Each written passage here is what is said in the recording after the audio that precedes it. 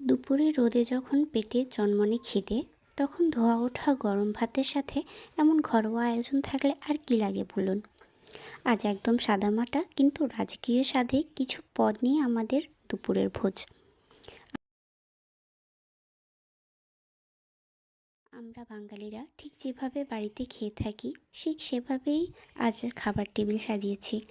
এক কোণে আছে জিভে জল আনা রসুন মরিচের ভাজা ভর্তা। যারা একটু ঝাল আর রসুনের কড়া ঘ্রাণ পছন্দ করেন, তাদের জন্য এটা অমৃত। আর সাথে আছে ঘন ডাল, সাথে আস্ত সেদ্ধ ডিম। বাচ্চা থেকে বড় সবারই প্রিয়। মাছের পদে আছে দুরকম আয়োজন, বড় সাইজের সরপুঁটি মাছের ফ্রাই আর মাখা মাখা করে রান্না করা রুই মাছের ভুনা। তবে মূল আকর্ষণ ছিল কক মুরগির লাল ঝোলে।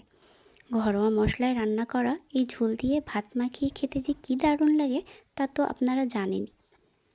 সবশেষে প্লেটে আছে সতেজ শসা, যা এই তৃপ্তির খাবারের একটু প্রশান্তি দেবে। কোনো চাকচিক্য নেই, কোনো বাহুল্য নেই, একদম সাধারণ বাড়ির রান্না, কিন্তু ভালোবাসায় ভরপুর।